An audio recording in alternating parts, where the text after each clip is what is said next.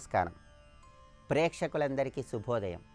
ఈనాటి శుభయోగం శీర్షికన పుత్రదా ఏకాదశి సందర్భంగా ఎటువంటి విధి విధానాలు పాటించాలో, తద్వారా ఎలాంటి ప్రయోజనాలు సిద్ధింపజేసుకోవచ్చో పరిశీలిద్దాం.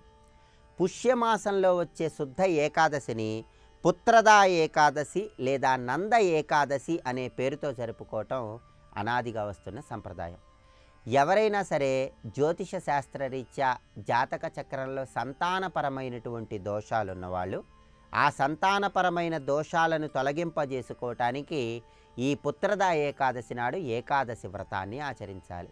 చాలా కాలంగా సంతానం కలగని వాళ్ళు, సంతానపరమైనటువంటి దోషాలు ఉన్నవాళ్ళు, జాతక చక్రంలో ఎటువంటి సంతానపరమైన దోషాలు ఉన్నా సరే ఆ దోషాల తీవ్రతను తగ్గింపజేసుకోవటానికి, సత్సంతాన ప్రాప్తిని సిద్ధింపజేసుకోవటానికి ఈ పుత్రదా ఏకాదశి నాడు ప్రత్యేకమైన విధి విధానాలతో విష్ణువుని పూజిస్తూ ఏకాదశి వ్రతాన్ని ఆచరించాలి. ఈ పుత్రదా ఏకాదశికి సంబంధించి ఒక కథను మనకు పురాణాల్లో చెప్పారు. పూర్వం భద్రావతి అనే పేరు కలిగినటువంటి రాజ్యాన్ని సుకేతుమంతుడు అనే మహారాజు పరిపాలిస్తూ ఉండేవాడు. ఆ మహారాజు ప్రజల్ని కన్నబిడ్డల్లాగా పాలించేవాడు. ఆ మహారాజు భార్య పేరు చంపక. వీళ్ళు ఎన్ని సంవత్సరాల పాటు పూజలు చేసినా, యజ్ఞాలు చేసినా, హోమాలు చేసినా వీళ్ళకి సంతానం కలగలేదు. సంతానం కోసం వీళ్ళు తీర్థయాత్రలు చేయటం ప్రారంభిస్తారు. అనేక క్షేత్రాలు దర్శిస్తూ ఒకచోట మునులందరూ కూడా అడవిలో తపస్సు చేసుకునే చోట ఒక వ్రతం చేస్తూ ఉంటే ఆ వ్రతం దగ్గరికి వీళ్ళు వెళ్తారు.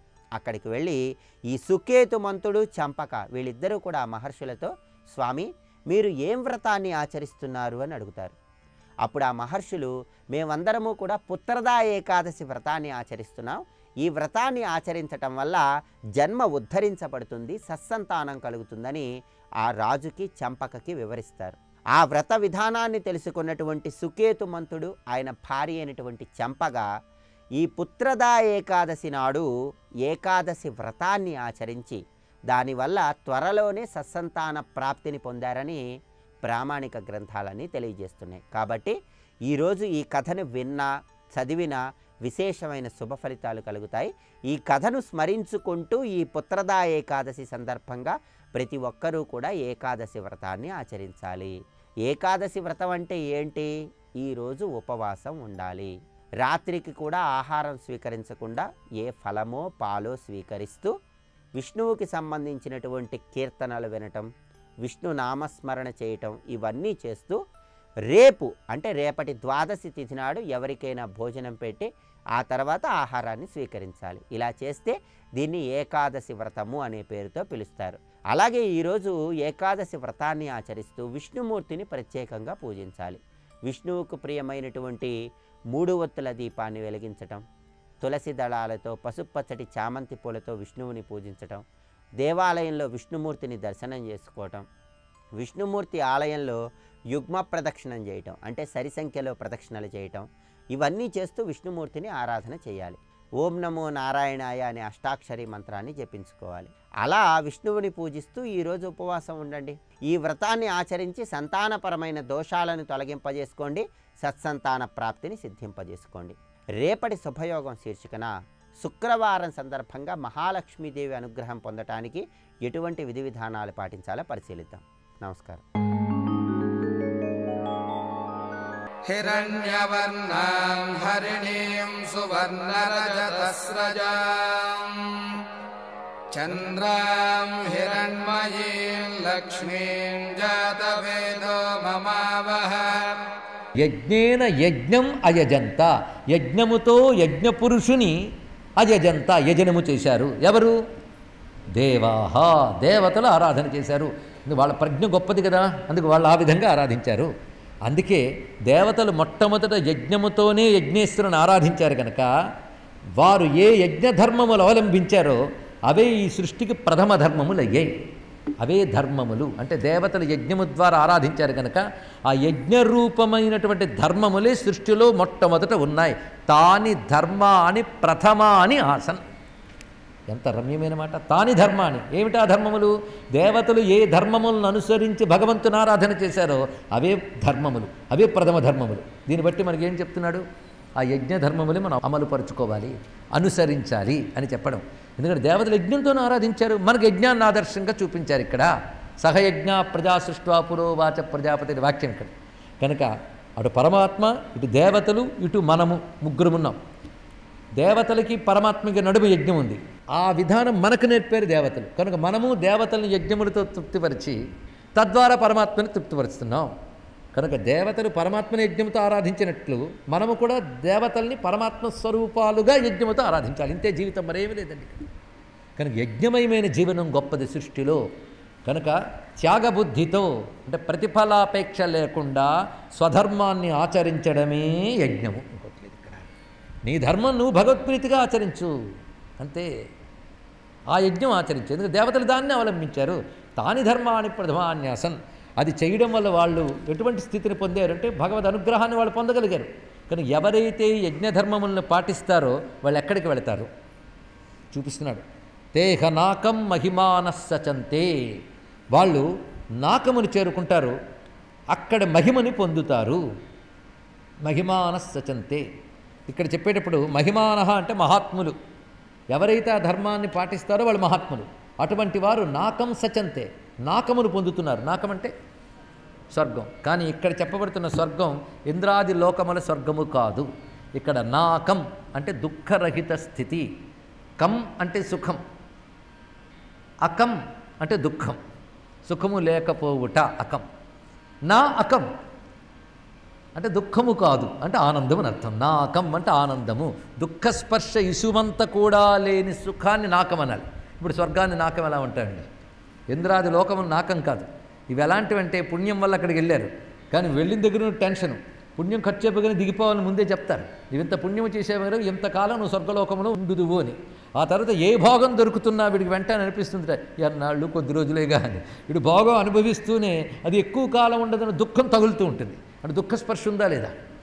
ఇది ఎప్పుడైనా తప్పదు. అందుకే మానవుడికి చూడండి, డబ్బున్న ఎన్నాళ్ళు ఉంటుందో ఏమిటో ఆ దుఃఖం ఉంటూనే ఉంటుంది. కనుక ఎప్పుడు దుఃఖం పక్కన ఉంటూనే ఉంటుంది. సృష్టిలో వరకున్న ప్రతి సుఖానికి వెన్నంటి నేను ఉన్నాను రా బాబు అని చట్టాపట్టాలు వేసుకుని దుఃఖం ఉంటుంది. సుఖదుఖాలు చట్టాపట్టాలు వేసుకుని వస్తాయి. ఆ రెండూ లేని స్థితి ఎక్కడొస్తుందంటే అమృతం. అది నాకమన్నా అమృతమన్నా అదే. కనుక వేద భాషలో స్వర్గం నాకం అంటే మోక్షం అని అర్థంలో వాడబడింది. వేద భాష అది ఒక లోకం గురించి కాదు చెప్తున్నది ఇక్కడ. అందుకు దేవాదులు పరమాత్మని యజ్ఞముతో ఆరాధించారు కనుక ఆ యజ్ఞ ధర్మములే సృష్టిలో మొదట ఉన్నాయి. ఎవరైతే అటువంటి ధర్మములతో పరమాత్మను ఆరాధిస్తున్నారో దేవతల వలెనే వాళ్ళు ఆ నాకమును పొందుతారు, అనగా ఆ దుఃఖరహితమైన మోక్షాన్ని పొందుతారు. ఎందుకంటే అటువంటి ఆనందాన్ని ఎప్పుడు అనుభవిస్తున్నారు ఆయన ఆ విధంగా ఆరాధించిన వాళ్ళు. ఎవరు? యత్ర పూర్వే సాధ్యాస్సంతి దేవాః. పూర్వమే సాధ్యాహ దేవా, సాధ్యులైన దేవతలు దాని యందు ఉన్నారు కదా అన్నాడు. దాని యందంటే దానికి పూర్వమే సాధ్యాది దేవతలు దాని యందు ఉన్నారు కదా అన్నాడు. దాని యందు అంటే ఆ ధర్మములందు వారు ఉన్నారు అని అక్కడ. యజ్ఞ ధర్మములందు వారు ఉన్నారు కనుక వారు దాని ద్వారా బ్రహ్మానుభవాన్ని ఆనందంగా పొందుతున్నారు కనుక, ఎందుకంటే పరమాత్మ చెప్పాడు చేస్తున్నాం అని వాళ్ళందరూ చేశారు. అలాగే మీరు చేయగలిగితే ఆ దేవతలు పొందినట్లుగా ధర్మముల యందు నిలిచి ఆ దివ్యానందాన్ని మీరు పొందుతారు. ఇది ఇంత అభయం ఇచ్చేసిందని వేదం. దీన్ని బట్టి ఆనందానికి మార్గం ఇక్కడే దొరికిపోయింది. ఒకటి పరమాత్మని తెలుసుకొనుట, అది తెలుసుకొనుటకై యజ్ఞరూపమైన ధర్మములను పాటించుట. ఇంతే, ఇంకేం కావాలి? మానవ జీవితానికి కావలసిన ఉపదేశం అద్భుతంగా ఇస్తున్నది పురుష సూక్తం. కనుకని యజ్ఞేన యజ్ఞమైజంత దేవాహతో మనం చిట్ట చివరికి ఉద్వాసం చెప్తూ ఉంటాం కదా. మొత్తానికి నువ్వు ఆరాధిస్తున్న భగవంతుడు విశ్వాతీతుడు, విశ్వవ్యాపకుడు, యజ్ఞపురుషుడు, సర్వజీవాంతర్యామని తెలుసుకో అని చెప్పడం కోసం పూజలు చేసేటప్పుడు ఈ పురుష సూక్తాన్ని జోడించారు. ఇది తెలుసుకోవాలి అంతే. కనుక సర్వం బ్రహ్మమయం అనేటువంటి ఒకనొక అనుభవం మనకు అందిస్తున్నది పురుష సూక్తం. ఆ పూర్ణ జ్ఞానం మనకి ఇస్తూ ఉన్నది. ఈ విధంగా మొత్తం పురుష సూక్తం పూర్తయిందండి. ఋగ్వేదంలో తైత్తిరీయంలో రెండు కలుపుకుంటే 18 రుక్కులయ్యాయి. ఇంతవరకు చెప్పింది పూర్వనారాయణం. ఇప్పుడు ఉత్తరనారాయణం మొదలవుతోంది. అభ్య సంభూత పృథివ్యైరసా అశ్చ అక్కడ వస్తుంది. ఉత్తరనారాయణం అంటారు దీన్ని. చాలామందికి తెలిసినదే.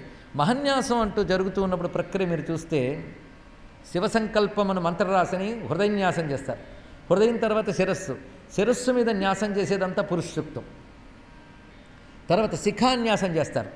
శిఖాన్యాసం చేసే మంత్రం ఉత్తరనారాయణం. మరి శరీరం రౌద్రీకరణం జరగాలంటే చిన్న విషయమా? శబ్దం రౌద్రీకరణం అంటే నీ శరీరం రుద్రమయమైపోవాలి, రుద్రుడు అయిపోవాలి. అయితే కానీ రుద్రుని ఆరాధించలేవు. నా రుద్రో రుద్రమర్చయత్. నువ్వు రుద్రుడివి కావాలి అంటే ఏ మంత్రముల ద్వారా నువ్వు రుద్రుడు అవుతున్నావు? హృదయంలో శివసంకల్పం పెట్టుకో, శిరస్సు మీద పురుషోక్తం పెట్టుకో, శిఖలో ఉత్తరనారాయణం పెట్టుకో. మొత్తం శిరస్థానం పూర్తయింది చూడండి. ఇక్కడ తలంటే మాడొక్కటేగా, వెనక భాగం కూడా. ఉత్తరనారాయణం, శిఖాన్యాసం ఇవన్నీ చేస్తే మనం లోపల పరమాత్మను తెలుసుకునే ప్రక్రియ. నీ జీవుడు తరించాలంటే మాత్రం అర్థజ్ఞానం చాలా అవసరం. ఇక్కడ చేసేవాడికి ఎంత అవసరమో చేయించుకునేవాడు కూడా అంత అవసరం. ఇది తెలుసుకొని ఇంకా వాడికంటే వీడికే అవసరం. నీకు కావాలని కదా పెట్టుకున్నావు. అందుకే ఒక్క రుద్రాభిషేకం, ఒక్క పురుష సూక్తం, ఒక్క స్త్రీ సూక్తం, వీటితో నువ్వు కర్మ చేయగానే సర్వవ్యాపకమైన బ్రహ్మమే అనుభవానికి వస్తాడు. బ్రహ్మమే సర్వము ఉన్నప్పుడు మరి నేనవండి అంతా బ్రహ్మమై నేను ఒక్కడిని ఆయనకంటే వేరుగా ఉన్నానా? నేనేం చేశాను? మొత్తం సముద్రంలో అంతా నీరే అందట. ఒక కెరటం లేచి అంటోంది సముద్రం అంతా నీరే అందటి. మరి తమరో ప్రస్తుతం అది సముద్రాన్ని సాక్షిగా చూస్తుంది కనుక అంతా నీరు అందట. బాబు తమరు కూడా నీరేనండి అన్నట్టుగా మనం కూడా ఆయనేని అప్పుడు తెలుస్తుంది. బుద్ధి పెట్టి వినాలా? అందుకు ఉత్తరనారాయణం కూడా అంత అద్భుతం. అద్భ్య సంభూత పృథివ్యై రసాశ్చ విశ్వకర్మణ సమవర్తతాధి తస్య త్వష్టా విదధత్ రూపమేతి తత్పురుషస్య విశ్వమాజానమగ్రే. ఇది మంత్రం. అద్భ్య పృథివ్యై రసాచ్చ సంభూత. అద్భ్య అంటే నీళ్ల నుండి. దీని అద్భ్య రసాత్, పృథివ్యై రసాత్ అని కూడా వ్యాఖ్యానం చెప్పచ్చు. అంటే నీటి యొక్క సారము, భూమి యొక్క సారము అని, లేదా నీటి నుండి భూమి నుండి. ఎవరి యొక్క విశ్వకర్మణ రసాత్, విశ్వకర్మ యొక్క రసముట. రసం అంటే సారం అని అర్థం. పృథ్వీ సారము, భూమి యొక్క సారము, విశ్వకర్మ యొక్క సారము, వీటన్నిటితోని సంభూత ఉద్భవించింది ఒక వస్తువు అన్నాడు. ఆ వస్తువు ఏమిటి ఇక్కడ చెప్పబడుతున్నాడు. ఇలా ఆ వస్తువు సృజింపబడింది దేనివల్ల? మళ్ళీ ఒక్కసారి చూద్దాం. విశ్వకర్మణ సారాత్, విశ్వకర్మ యొక్క సారము చేత, పృథ్వీ సారము చేత, నీటి యొక్క సారము చేత ఒక అద్భుతమైన వస్తువు ఈ మూడింటిని అధికరణము చేసుకుని, అధిష్టానముగా చేసుకుని సమవర్తత, సంభూత సమవర్తత, పుట్టినది ప్రవర్తిస్తూ ఉన్నది. ఏమిటా వస్తువో చెప్తున్నాడు. ఇక్కడ ఈ మంత్రములు దేని గురించి చెప్తున్నారు? ఇక్కడ నుంచి 6 రుక్కులు మొత్తం. షడ్రుచ, రుక్కుల్ని రుచ అంటారండి. షడ్రుచ 6 రుక్కులు ఉన్నాయి. ఈ 6 రుక్కుల్లో మొదటి రుక్కు ఇప్పుడు మనం చెప్పుకుంటున్నాం. ఇందులో ఇప్పటి వరకు అర్థమేం తెలిసింది కదా? విశ్వకర్మ యొక్క రసము చేత నీటి నుండి, పృథ్వీ నుండి ఒక వస్తువు ఉద్భూతమై సమవర్తత ఉన్నది. ఇది చెప్పుకున్నాం. ఇక్కడ విశేషం ఏంటంటే ఆ వస్తువేంటి? తస్య త్వష్ట విదధద్రూపం. ఆ రూపము త్వష్టగా వచ్చినది. వచ్చి ఏమైంది? ఏతి. ఏతి అనేది వేద భాషలో ఉదయించుచున్నాడు అని అర్థంలో వాడతారు. ఏతి వస్తున్నవాడు ఎవడు? సూర్యభగవానుడు. కనుక ఇక్కడి నుంచి 6 కూడా ఆదిత్య రూపమైన నారాయణ్ణి స్తుతిస్తున్నాయి. ఇది ఆదిత్యోపస్థానం మంత్రముల కింద చెప్పబడుతుంటాయి. ఇది తెలుసుకోవాల్సిన మరొక అందమైన అంశము. సర్వం శ్రీ మహాలక్ష్మి చరణారవిందార్పణమస్తు. స్వస్తి.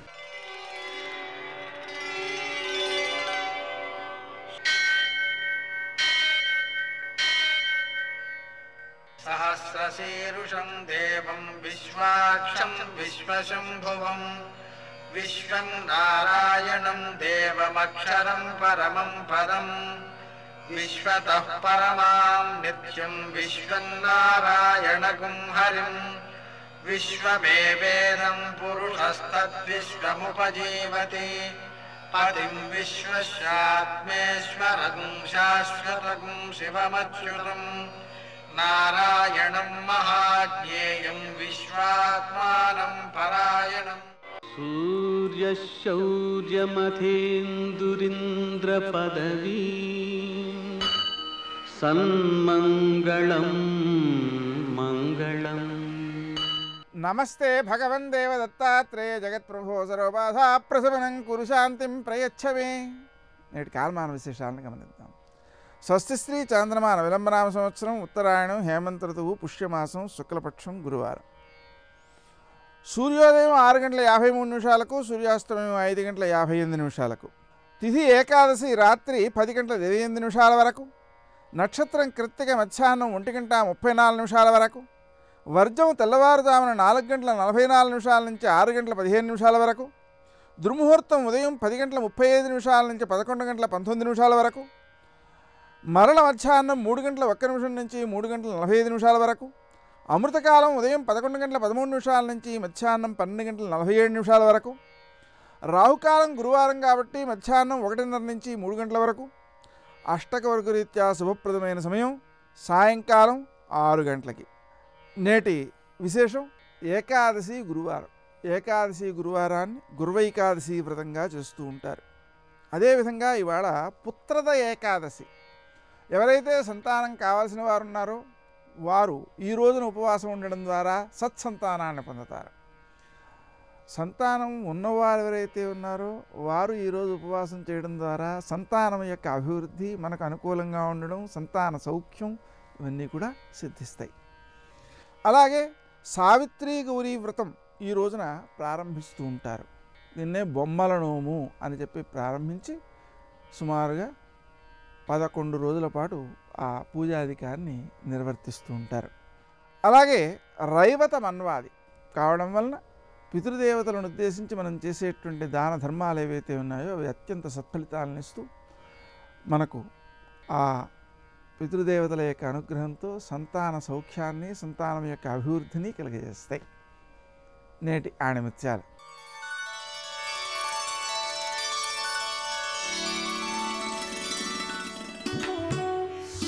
ఆధ్యాత్మిక మార్గం అనంతమైనది. దారిలో వచ్చే మజిలీలను ఆస్వాదించాలే కానీ మధ్యలో ఆగిపోకూడదు.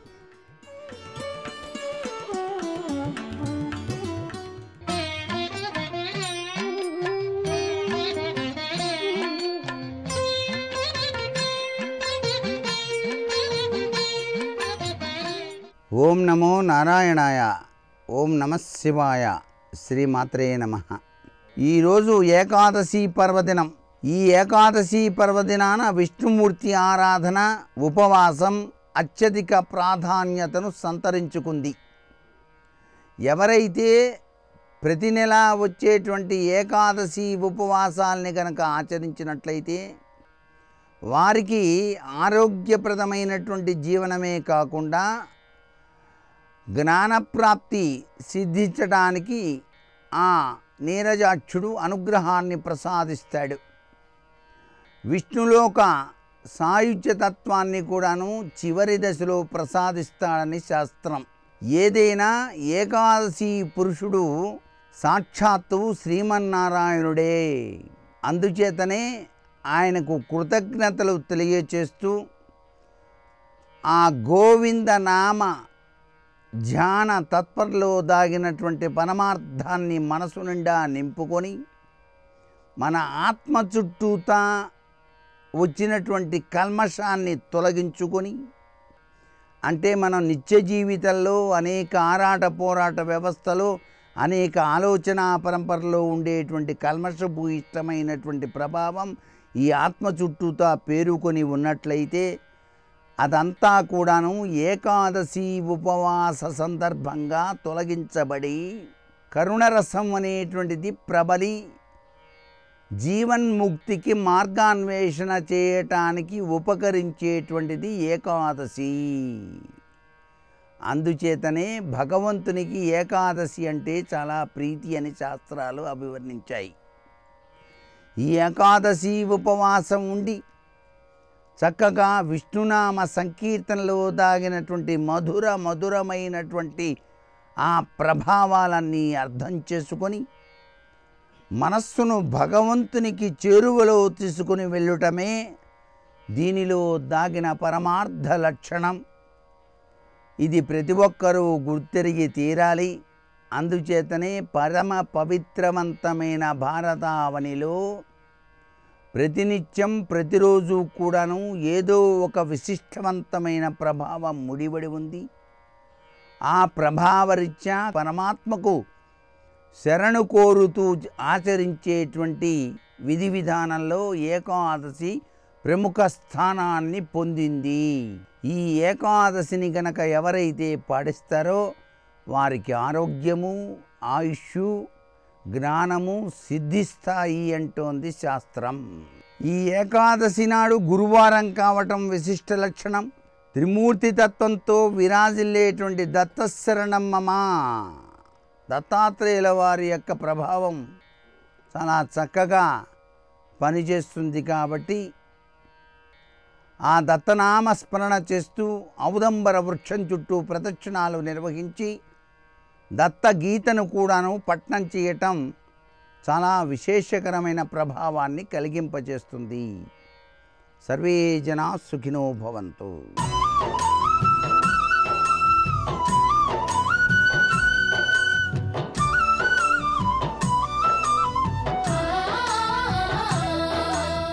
శివ శివ శివ అంటే పార్వతీదేవి, శివ అంటే శివుడు.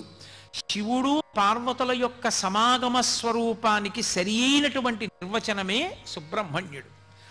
అటువంటి సుబ్రహ్మణ్య తేజస్సుకి ఆలవాలమైన క్షేత్రం కాబట్టే సుబ్రహ్మణ్యావతారంగా భగవాన్ రమణులు అక్కడ వెలిశారు, అక్కడే ఉన్నారు చాలా కాలం. కాబట్టి అటువంటి క్షేత్రంలో ఒక విశేషం జరిగింది కూడా. అరుణగిరినాథర్ని ఒకప్పుడు ప్రౌఢదేవరాయలు అడిగాడు, సుబ్రహ్మణ్యేశ్వర స్వామి వారి యొక్క దర్శనం చేయించు అని అడిగాడు. అడిగితే ఆయన అన్నాడు, నీకు దర్శనం చేయించడానికి ఒక పెద్ద ఇబ్బంది ఉంది. సుబ్రహ్మణ్య దర్శనం చేసే ప్రయత్నం చేస్తే, నిజంగా స్వామి నీకు దర్శనమిస్తే ఆయన యొక్క విశేషమైన కాంతి వలన నీ నేత్రములు రెండు దృష్టిని పోగొట్టుకుంటాయి, ఇక నీకు కళ్ళు కనపడవు, అందుకని వద్దన్నాడు. అంటే ఆయన అన్నాడు, కళ్ళు పోయినా పర్వాలేదు, నాకు సుబ్రహ్మణ్య దర్శనం చేయించండి. సరే, ఇద్దరూ కలిసి దేవాలయంలోకి వెళ్ళారు. సుబ్రహ్మణ్యేశ్వర స్వామి ముందు నుంచి అరుణగిరినాథర్ స్తోత్రం చేశాడు. సుబ్రహ్మణ్యుడు ప్రౌఢదేవరాయల వారికి ఎదురుగుండా ఉన్న స్తంభంలోంచి ప్రత్యక్షమై ప్రకాశించాడు. ఆయన కనపడగానే ప్రౌఢదేవరాయల వారి రెండు కళ్ళు పోయి, కళ్ళు పోగానే మళ్ళీ అరుణగిరినాథర్కి బాధ కలిగి, అయ్యో రాజు కళ్ళు పోయాయని మళ్ళీ సుబ్రహ్మణ్యుడిని ప్రార్థించాడు కళ్ళిమ్మని. మళ్ళీ సుబ్రహ్మణ్యుడు ప్రౌఢదేవరాయల వారికి కళ్ళిచ్చేశాడు. అందుకే ఇప్పటికీ కూడా ఈ కథ జరిగినటువంటిది, ఈ వైభవం జరిగినటువంటిది కాబట్టి ఆ క్షేత్రంలో సుబ్రహ్మణ్య దేవాలయాన్ని ప్రత్యేకంగా ఒక పేరుతో పిలుస్తారు. అంత గొప్పగా అమ్మవారి కోరిక తీర్చడానికి పరమమంగళప్రదమైన స్వరూపంతో పరమశివుడు వెలిసినటువంటి క్షేత్రం సుబ్రహ్మణ్యేశ్వర స్వామి వారు వెలిసినటువంటి క్షేత్రం. ఈ మధ్య కాలంలో జరిగినటువంటి సంఘటనగా చెప్తారు పెద్దలు.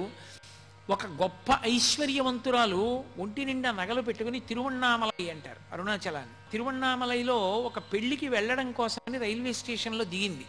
బాగా చీకటి పడిపోయింది అప్పటికే రాత్రి. ఆమె ఒక జట్కా మాట్లాడుకుని ఆ చిరునామా చెప్పి నన్ను నా ఇంటికి తీసుకెళ్ళమని అడిగింది. ఈమె ఎక్కినటువంటి బండిని అరుణాచలం అరణ్యం ఆ కొండ మొదట్లోకి తీసుకుపోతున్నాడు. ఆవిడికి అర్థమైంది నన్ను దోచుకోవడానికి తీసుకెళ్తున్నాడని. ఆమె గట్టిగా అరిచింది, ఎక్కడికి తీసుకెళ్తున్నాను, నోరు మొయ్యి, నోరెత్తే చంపేస్తానన్నాడు. ఆమెకి చేసేదేమీ లేక భయపడిపోయి నిశ్శబ్దంగా కూర్చుని ఆ చీకట్లో తనని రక్షించేవాళ్ళు లేరని ఆ పొదల్లో చెట్ల మధ్య నుంచి జట్కా వెళ్ళిపోతుంటే ఆమె అరుణాచల శివ అరుణాచల శివ అరుణాచల శివ అని మనసులో స్మరించింది. అకస్మాత్తుగా అక్కడికి 4 పోలీస్ కానిస్టేబుల్స్ వచ్చారు. ఇంత లోపలికి అరణ్యంలోకి ఎందుకు తీసుకొచ్చామని అడిగారు. వాడు భయపడిపోయాడు. ఆవిడ్ని విడిపించారు, తీసుకెళ్లారు, పెళ్లివారింట్లో దింపేశారు. అరుణాచలేశ్వరుడే ఆ తల్లిని ఆ రూపంతో ఆదుకున్నాడు. కాబట్టి ఆనాడు ఈనాడు అని కాదు, అరుణాచల శివ అరుణాచల శివ అరుణాచల శివ అన్న నామము అంత గొప్ప నామము. ఆ క్షేత్రం పేరెత్తిన, ఆ క్షేత్రంలో ఉండేటటువంటి పరమశివుని యొక్క పేరు స్మరించిన ఉత్తర క్షణంలో ఈశ్వరానుగ్రహం కలుగుతుంది. అక్కడ ఉన్న తల్లి అపితకుచాంబ. అపితకుచాంబ ఆ తల్లి దయార్ద్ర హృదయ, పరమ సంతోషాన్ని పొందినటువంటి క్షేత్రం. ఆమె పరమశివుని యొక్క నేత్రములను మూసినటువంటి కారణం చేత లోకానికి కలిగినటువంటి ఇబ్బంది తన వలన కలిగిందన్న భావం చేత ఆ పాపం ఆవిడికి లేకపోయినా ఆవిడ ప్రాయశ్చిత్తంగా అరుణాచలం వచ్చి తపస్సు చేసి మళ్ళీ పరమశివుని యొక్క వామార్ధ భాగాన్ని చేరుకున్న కారణం చేత పరమ ప్రసన్నురాలై కూర్చున్నటువంటి క్షేత్రం అరుణాచల క్షేత్రం.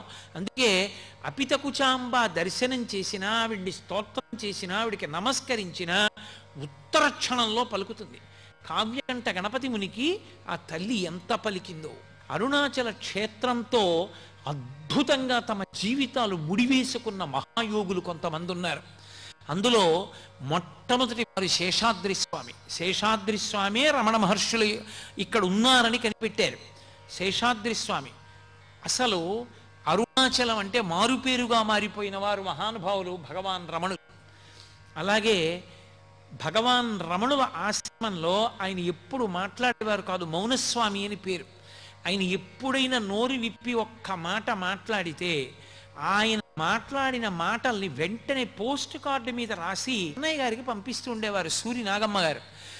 ఆవిడ వ్రాసిన లేఖల వలన రమణ మహర్షి మాట్లాడిన మాటలన్నీ ఇవాళ లోకానికి అందాయి. అంతటి మహాతల్లి సూరి నాగమ్మ గారు. అలాగే భగవాన్ రమణులకు ఆ పేరు ఉంచినటువంటి వారు రమణుల యొక్క పరిపూర్ణమైన అనుగ్రహాన్ని పొంది నైరుతిలింగం దగ్గర తపస్సు చేసి షట్చక్రభేదం వరకు చెయ్యగలిగినటువంటి స్థితికి ఎదిగిపోయిన వారు కావ్యకంఠ గణపతి ముని. వీళ్ళందరికీ అరుణాచల క్షేత్రంతో ఒక గొప్ప అనుబంధం. అరుణాచల క్షేత్రంలో అత్యంత ప్రధానమైనది ఏది అని అడిగాడు గౌతమ మహర్షి పరమశివుడు. ఇక్కడ నేను చాలా తొందరగా ప్రీతి చెందేది దేనికో తెలుసా? ప్రదక్షిణము చేత అని చెప్పాడు శివుడు. ఇక్కడ ప్రదక్షిణం చేస్తే అసలు దాని వలన వచ్చేటటువంటి ఫలితాన్ని చెప్పడం సాధ్యం కాదు. అరుణాచల గిరి ప్రదక్షిణం అంత గొప్పది. రెండవది అరుణాచల జ్యోతి.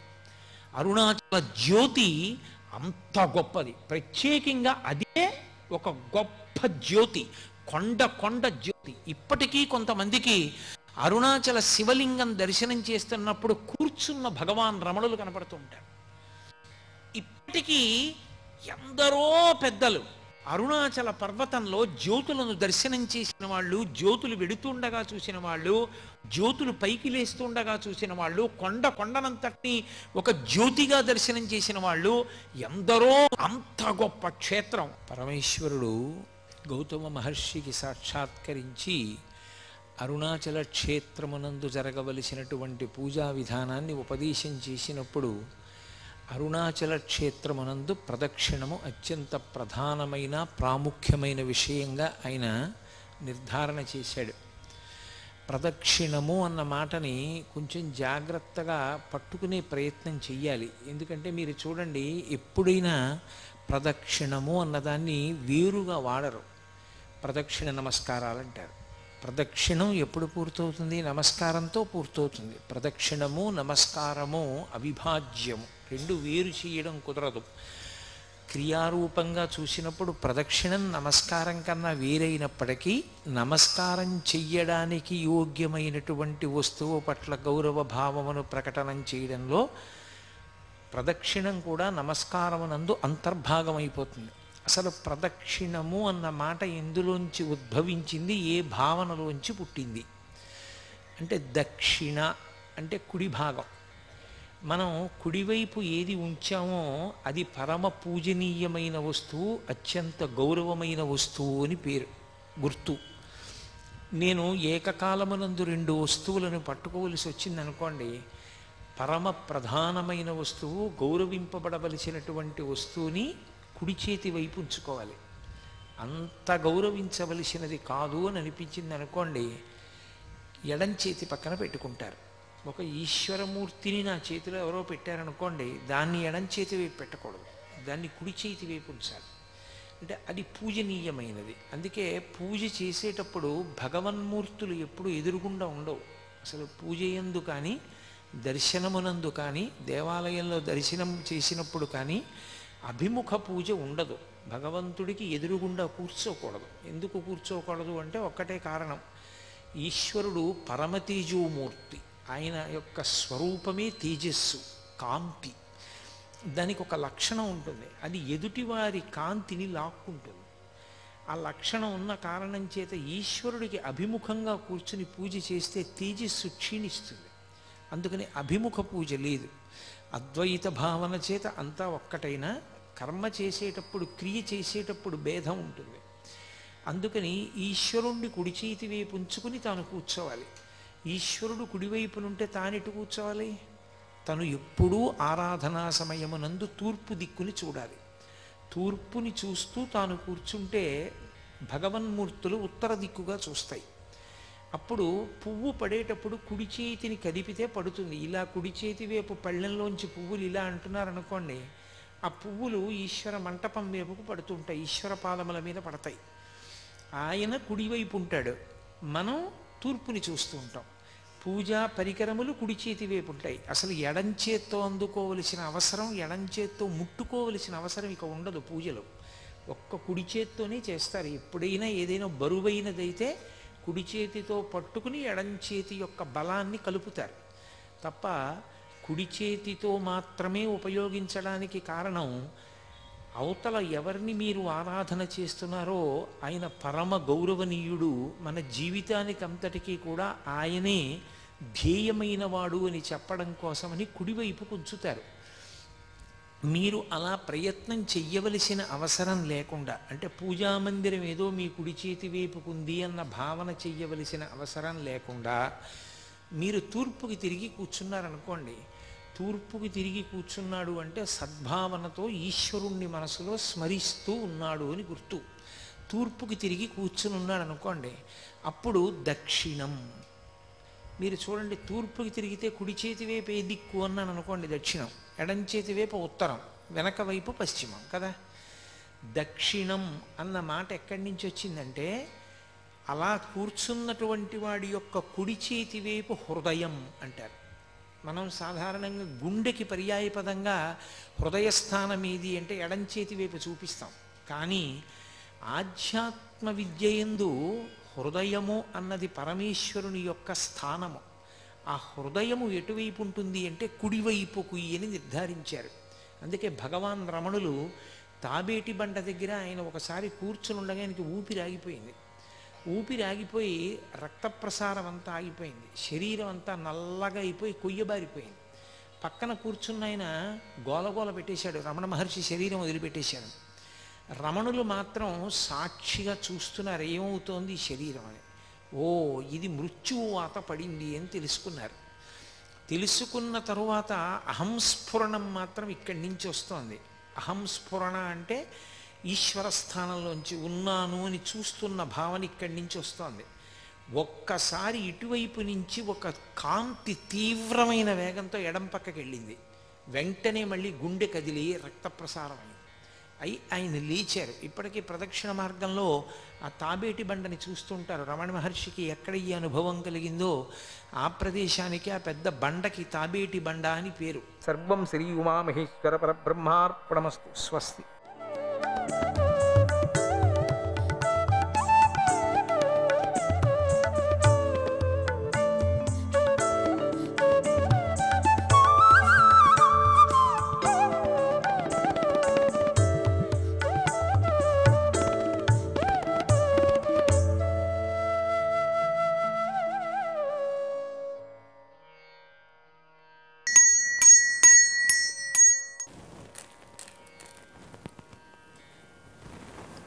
భాగవత్ మహారాజ్ కి జై. దశమ స్కందము. ఆనందధామాని చిదేకరసే అద్వితీయే తస్మిన్ పదేస్తు మమ చిత్తమగోచరేపి యత్ సద్వ్రజస్థితిజుషాం సుహృదాం కుమారాదీన మదీనమివ గోచరతాముపైతి. ఆనందమే ఇల్లైనవాడు, జ్ఞానైక రసమే స్వరూపంగా గలవాడు, తనకంటే భిన్నమైనది మరొకటి లేనివాడు, ఇంద్రియాలకు మనస్సుకు గోచరము కానివాడైన గోవిందుడి పాదాలయందు నా మనస్సు లయమగుగాక. ఆయన అగోచరుడే అయినప్పటికీ భక్తితో మనస్సు నిలిపితే ఆయన గోచరిస్తాడు. అగోచర పరమాత్మ అయిన శ్రీహరి బంధుమిత్ర పుత్ర రూపాలతో ప్రకటమై వారిని ప్రీతిని కలిగించాడు. చింతామణి లోకసుఖం సురేంద్ర స్వర్గసంపదం ప్రయచ్చతి గురు ప్రీతో వైకుంఠం యోగి దుర్లభం. చింతామణి అనే గొప్ప రత్నము లోకసుఖాన్ని ఇస్తుంది కదా. దేవేంద్రుడు స్వర్గసుఖాన్ని అనుగ్రహిస్తాడు, కానీ గురువు సంతోషిస్తే మాత్రం యోగులకు కూడా దుర్లభమైన వైకుంఠాన్ని అనుగ్రహిస్తాడు. భాగవతానికి గురువులైనటువంటి శ్రీమన్నారాయణుణ్ణి, ఆయన శిష్యుడైన బ్రహ్మదేవుణ్ణి, ఆయనకు శిష్యుడైన నారద మహర్షిని, ఆయన నుండి ఉపదేశాన్ని పొందిన వ్యాస మహర్షిని, ఆయనకు శిష్యుడైన శుకయోగిని, సనకాది మహర్షులను, సూత శౌనకాది ఋషులను, పరీక్షిన్ మహారాజును భాగవతంలో దశమ స్కందాన్ని ప్రారంభించే ముందు మనస్సులో స్మరించుకోవాలి. ప్రహ్లాద నారద పరాశర పుండరీక వ్యాసాంబరీష శుక శౌనక భీష్మదాలాభ్యన్ రుక్మాంగదార్జున వశిష్ఠ విభీషణాదీన్ పుణ్యానిమాన్ పరమ భాగవతాన్ స్మరామి.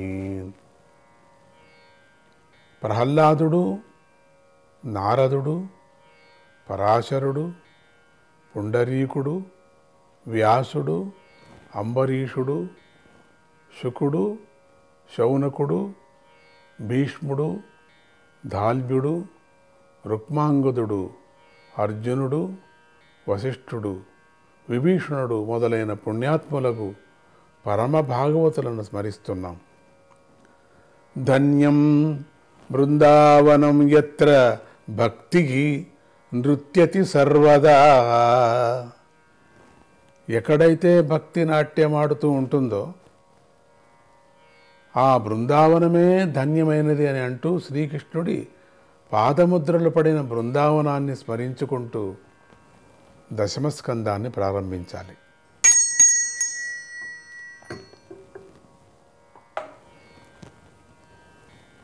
వ్యాసాయ విష్ణురూపాయ వ్యాసరూపాయ విష్ణవే నమో వై బ్రహ్మనిధయే వాసిష్ఠాయ నమో నమః. విష్ణురూపుడైన వ్యాసుడికి, వ్యాసరూపుడైన విష్ణువుకు, బ్రహ్మ విద్యానిధి వశిష్ఠ వంశం వాడైన వ్యాస మహర్షికి నమస్కారం. యోగీంద్రాయ నమస్తస్మై శుకాయ బ్రహ్మరూపిణే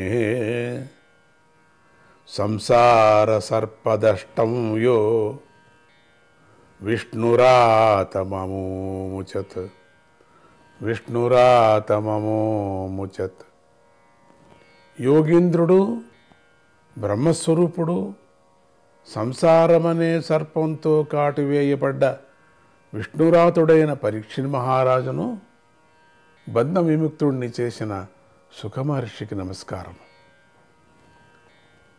కాలవ్యాళముఖగ్రాస కాలవ్యాళముఖగ్రాస త్రాస నిర్నాశహేతవే శ్రీమద్భాగవతం శాస్త్రం కలౌ కీరేణ భాషితం. కలౌ కీరేణ భాషితం. కాలమనే పాపం పట్టుకొనగా కలిగిన భయాన్ని పోగొట్టే భాగవత శాస్త్రాన్ని శుకావధూత బోధించాడు. ఇది కలిమానవులను ఉద్ధరింపజేస్తుంది. సచ్చిదానందరూపాయ విశ్వోత్పత్యాదిహేతవే తాపత్రయ వినాశాయ శ్రీకృష్ణాయ వయం నమః.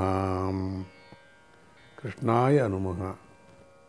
సచ్చిదానంద స్వరూపుడు, సృష్టి స్థితి లయాలకు కారకుడు, తాపత్రయాలను పోగొట్టేవాడు అయిన శ్రీకృష్ణ పరమాత్మకు మేము నమస్కరిస్తున్నాం.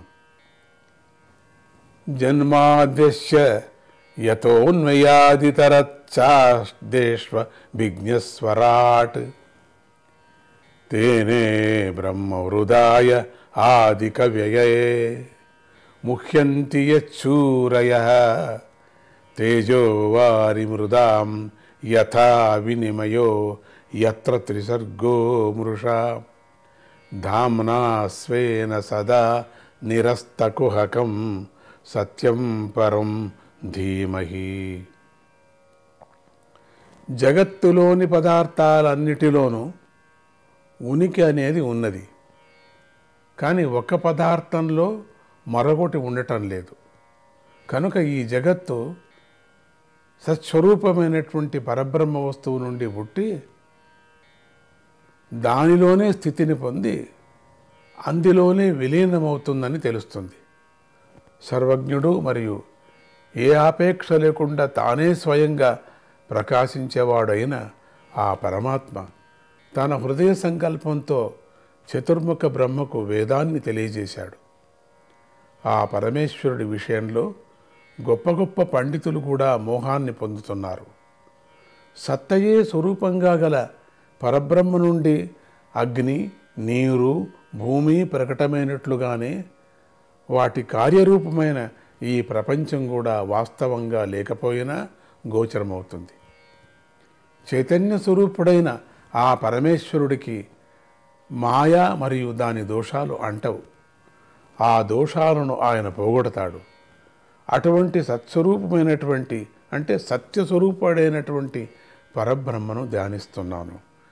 నారాయణ.